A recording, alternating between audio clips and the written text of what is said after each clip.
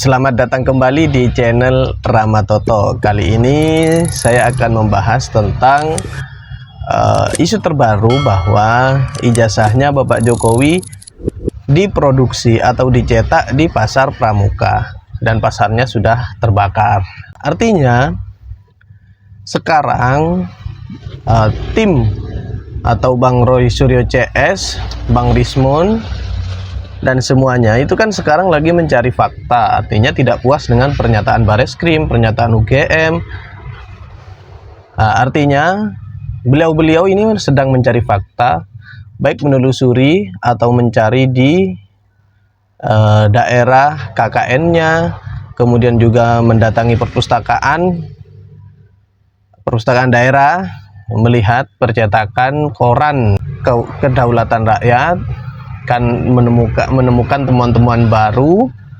Sebenarnya yang akan saya bahas adalah kenapa tidak dari dulu gitu loh, sebelum menyatakan palsu. Artinya beliau menuntut bahwa untuk menegakkan keadilan dan kebenaran, kan seperti itulah. Walaupun kita sebagai rakyat kecil juga menuntut seperti itu, menuntut keadilan dan kebenaran. Cuman masalahnya adalah sebuah pernyataan belum diketahui faktanya ini sudah dikeluarkan. Nah, itu seperti itu. Contoh misalnya seperti ini. Dulu Bang Rismon dan Bang Roy Suryo mengeluarkan atau menyatakan di X, ya, Bang Rismon mengupload di X bahwa ijazahnya Bapak Jokowi palsu dengan temuannya atau dengan menganalisa lewat digital forensik katanya. Dan itu hasilnya langsung dipublikasikan. Kalau memang seperti itu, kenapa tidak dari dulu ditanyakan, dicari faktanya dulu gitu loh. Kenapa kok langsung hasil temuannya itu dipublikasikan dan menyimpulkan bahwa itu palsu? Kenapa baru sekarang dilakukan untuk menelusuri KKN-nya, untuk melihat skripsinya, kemudian melihat cetakan koran kedaulatan rakyat? Kenapa baru sekarang? Kenapa nggak dari dulu sebelum menyatakan itu palsu? Misalnya, oh, digital forensiknya ini palsu, kan harus diteliti dulu dari aspek sejarahnya misalnya. Kemudian, oh, ini yang mengeluarkan ijazah ini UGM. Kemudian diklarifikasi dulu ke UGM sebelum dipublikasikan, kan seperti itu. Kemudian lihat juga skripsinya, oh, ini yang mencetak Perdana, diklarifikasi dulu ke Perdana. Kan harusnya seperti itu dulu sebelum menyatakan palsu. Kenapa baru sekarang diteliti gitu loh, kan ini agak lambat, bukan agak lambat, lambat sekali. Jadi isu sudah tersebar, banyak orang yang bingung, dan sekarang baru baru dicari faktanya dengan cara seperti itu. Kenapa tidak dari dulu gitu? Atau mungkin misalnya Bang Rismon menemukan dengan uji atau analisanya menemukan seperti itu, atau menemukan banyak sekali potensial edit, kan seperti itu kan, banyak sekali potensi editnya. Kenapa tidak dikonsultasikan dengan uji forensik yang lain? Misalnya Bang Rismon ini adalah ahli digital forensik, tapi kan tidak Bang Rismon saja yang ahli digital forensik gitu loh. Banyak sekali di Indonesia ini ahli digital forensik. Kemudian ada lab forensik juga di Indonesia ini, dan lab forensik ini tidak diragukan karena banyak negara-negara tetangga, banyak negara-negara lain yang menggunakan jasa ini, menggunakan jasa atau untuk membantu meneliti sesuatu di Indonesia. Banyak negara-negara lain yang membantu, yang meminta bantuan kepada lab forensik kita. Bang Rismon kan sebagai ahli digital forensik loh. Kenapa tidak berdiskusi dengan ahli digital forensik yang lain? Ya, maaf sekali, kan di atas langit masih ada langit, seperti itu. Jadi alangkah baiknya kita berdiskusi atau sebagai peneliti, sebagai penyedia kajian ilmiah, kan harusnya berdiskusi dengan peneliti yang lain. Misalnya didiskusikan kepada ahli-ahli yang lain. Benar apa enggak ini seperti ini teman saya? Teman saya seperti ini. Benar apa tidak? Nah, kemudian dipublikasikan, masyarakat menerimanya dengan benar. Masyarakat menerimanya dengan benar. Artinya tidak akan disangkal lagi karena ini sudah melalui proses-proses verifikasi yang benar. Kemudian bagi Bang Roy Surya CS, kemudian Dr. Tifa, ini kan banyak sekali cuitan-cuitannya yang mempublikasikan temuan-temuannya itu gitu loh. Apakah ini sudah diverifikasi dari semua pihak yang terkait gitu loh. Soalnya sekarang masyarakat itu sangat mudah untuk mengakses informasi. Nah, kalau informasinya ini tidak valid, seperti Dr. Tifa, kan banyak sekali itu cuitan-cuitannya itu banyak sekali, temuan-temuannya banyak sekali. Kalau saya melihat dari cuitan-cuitannya Dr. Tifa, banyak sekali temuan-temuan dan pernyataan-pernyataan di situ yang menggiring masyarakat itu untuk mendukung temuannya itu gitu loh. Padahal temuannya itu belum dilakukan penelitian yang lebih dalam. Ya, kalau kita membuka hati nurani kita dan akal sehat kita, misalnya kita membaca itu, kita lepaskan dulu kebencian kepada Bapak Jokowi, kemudian kecintaan kepada Bang Roy Surya CS misalnya ya. Kita lepaskan dulu semua itu, baru kita baca perlahan-lahan cuitannya, atau kita cermati informasi yang masuk kepada kita. Pasti nanti kita akan terasa gitu ya, akan terasa bahwa pernyataan-pernyataan tersebut itu menggiring kita gitu loh. Pernyataan-pernyataan tersebut menggiring pikiran kita, mau dibawa kemana kita. Sekarang kan masyarakat ini, dengan mudahnya masyarakat mengakses informasi itu mudah sekali menyimpulkan sesuatu, padahal apa yang dipublikasikan oleh Bang Roy Suryo, kemudian Bang Rismon, Dr. Tifa, ini belum dilakukan penelitian atau belum dikaji lebih dalam. Contohnya ya itu tadi, seperti kasus ijazah palsu. Sesudah dipublikasikan dan banyak sekali yang sudah bingung dengan isu ini, baru dilakukan pengecekan ke tempat KKN. Kemudian, kenapa nggak dulu-dulu sebelum dipublikasikan? Kan seperti itu. Jadi masyarakat menerima informasi itu memang sudah final, sudah sudah fix lah, tidak bingung lagi gitu loh. Saya akan bercerita tentang pengalaman diri saya waktu saya ada kasus yang harus diselesaikan di pengadilan. Kemudian hakim telah memutuskan bahwa saya kalah lah, intinya ya, kalah. Intinya saya kalah. Kemudian pengacara saya itu memberi saran kepada saya untuk menghadapi putusan hakim ini. Saya diberi saran oleh pengacara saya,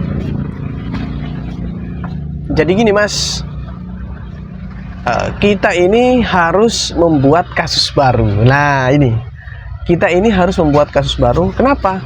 Biar hakim tidak melaksanakan putusannya, atau artinya bukan tidak melaksanakan, artinya menunda. Jadi untuk menunda terus, itu dilakukan kasus baru, dibuat kasus baru, sehingga nanti persidangan akan lanjut dengan kasus ini terus membuat kasus baru. Kemudian bukan lupa kepada putusan awal tadi, tidak, bukan lupa kepada keputusan awal tadi, tidak, Tapi ini untuk menunda pelaksanaan sidang yang saya kalah tadi itu ditunda gitu loh, ditunda. Jadi pengacara saya memberi saran untuk membuat kasus baru. Seperti itu, sehingga terus berproses. Tapi ketika saya capek, ya sudah, nanti akan terlaksana yang putusan awal itu. Kemudian kan sebenarnya kasus ijazah ini sudah berhenti, sudah dihentikan, tidak dilanjutkan ke penyidikan karena tidak cukup bukti atau tidak memenuhi syarat lah untuk lebih lanjut. Tapi Bang Roy Suryo CS masih mencari bukti, artinya ini membuat kasus baru agar lanjut, kan seperti itu.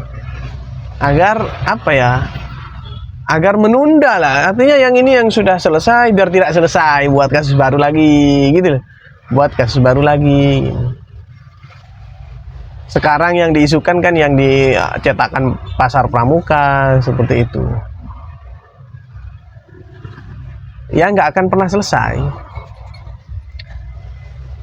Cetakan pramuka, cetakan pasar pramuka gitu. Jadi saya ingatkan lagi sebagai rakyat, ya saya ingatkan lagi sebagai rakyat biasa, kita ini harus pinter-pinter memilih informasi. Kita harus menggunakan akal sehat kita, pikiran sehat kita. Kita harus menggunakan itu. Jangan mudah terprovokasi. Ini demi kebenaran, ya demi kebenaran. Tapi kan kita masih punya etika, akhlak yang baik. Mari kita sampaikan kebenaran itu dengan baik. Mari kita ungkapkan kebenaran itu dengan baik. Kan bisa, kan kita lebih damai. Sekarang Iran sedang menyerang Israel. Jadi mereka ini sudah berperang, sudah memulai perang ketiga. Sudah memulai perang dunia 3 ini. Bahkan kemarin yang dikeluarkan rudalnya itu dari perang dunia 2 yang dulu, ya lebih canggih sekarang gitu loh. Sekarang sudah mulai, apakah Indonesia ini sudah siap dengan semua itu? Kemudian dari tim kuasa hukum Bapak Jokowi kan memilih untuk tidak membuka ijazah karena khawatir caos itu. Tapi dari Bang Husinuddin, ya kuasa hukum dari Bang Roy Suryo CS, kan mengatakan nggak mungkin ada caos itu, nggak mungkin gitu. Tapi ya kalau kita berpikir lebih dalam, memang menurut beliau ini nggak mungkin ya. Tapi juga ada bisa mungkin. Kenapa? Karena ada yang pro Pak Jokowi, ada yang juga mencintai banget kepada Pak Jokowi, ada juga pembenci. Loh, nanti kalau misalnya terbukti ini asli, dibuka, wis ini sudah benar-benar asli, kemudian pencinta Pak Jokowi ini ingin balas dendam karena sudah diusik selama ini, kan itu juga akan menjadi peluang gitu loh. Maksudnya seperti itu. Kalau kita berpikir lebih jauh, arahnya ke situ, nanti akan ricuh kita ini. Padahal kita ini sama-sama bangsa Indonesia ini. Kalau kita melihat Indonesia ini, kita tidak mau bertengkar itu masih berpikir 2 kali gitu ya. Kalau kita ini melihat sebangsa dan setanah air ini mau bertengkar itu masih berpikir 2 kali. Mau menjelek-jelekkan orang lain itu masih berpikir 2 kali. Kenapa? Karena masih sebangsa dan setanah air gitu ya. Tidak mau membuat kerusuhan di negara tercinta kita ini, kecuali sudah tidak cinta kepada negara ini. Nah, kalau saya bilang seperti ini karena saya cinta, ingin menegakkan kebenaran di Indonesia. Baik, kalau memang cinta, mari kita gunakan cinta juga untuk menegakkan kebenaran. Artinya kita menyelesaikan masalah itu dengan baik, tidak merugikan orang lain. Menyelesaikan masalah itu harus dengan baik, saya ulangi, dengan baik dan tidak merugikan orang lain. Gitu ya. Kalau misalnya, oh ini memang ini palsu ini jasanya Bapak Jokowi, ya sudah, kita selesaikan dengan baik, tidak merugikan orang lain. Artinya kalau ini kan merugikan orang lain, apa yang dirugikan? Banyak rakyat, banyak masyarakat yang bingung, pikirannya itu kacau gitu. Ini kan rugi gitu. Pikirannya itu kacau, ini mau yang benar siapa, yang salah siapa ini. Pihak Bapak Jokowi menyatakan seperti ini. Kemudian pihak Bang Roy Surya CS, Bang Husinuddin, ya semuanya itu menyatakan seperti ini. Sama-sama membuat bingung gitu loh, membuat bingung masyarakat Indonesia. Ini kan dirugikan masyarakat Indonesia ini gitu loh. Membela kebenaran ini, ya kebenarannya mana gitu loh, kok enggak selesai-selesai. Sedangkan dari pihak Bapak Jokowi bukan membela ini ya, sedangkan dari pihak Bapak Jokowi itu sudah melakukan uji forensik oleh Bareskrim gitu kan. Kemudian dari pihak UGM sudah menyatakan, kemudian dibuat isu lagi, dibuat kasus lagi, cetakan pramuka katanya. Nanti kalau ditelusuri buktinya lagi nggak ada, faktanya lagi nggak ada, kan repot juga gitu loh. Sedangkan masyarakat ini sudah bingung, apa ini yang sebenarnya terjadi gitu. Sedangkan kasus-kasus korupsi yang 11, berapa triliun itu masih banyak yang harus masyarakat ketahui gitu loh. Itu juga diisukan Bapak Jokowi katanya. yang terlibat korupsi di situ.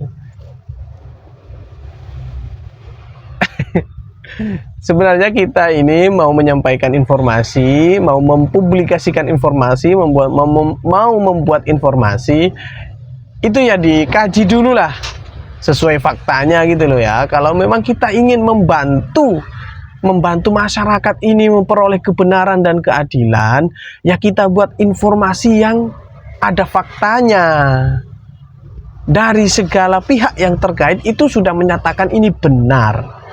Kalau seluruh pihak yang terkait ini ada yang menyatakan tidak benar, berarti ini harus dikaji lagi gitu loh, sebelum disajikan ke masyarakat umum. Biar kita ini tidak bingung, biar masyarakat ini tidak bingung gitu loh.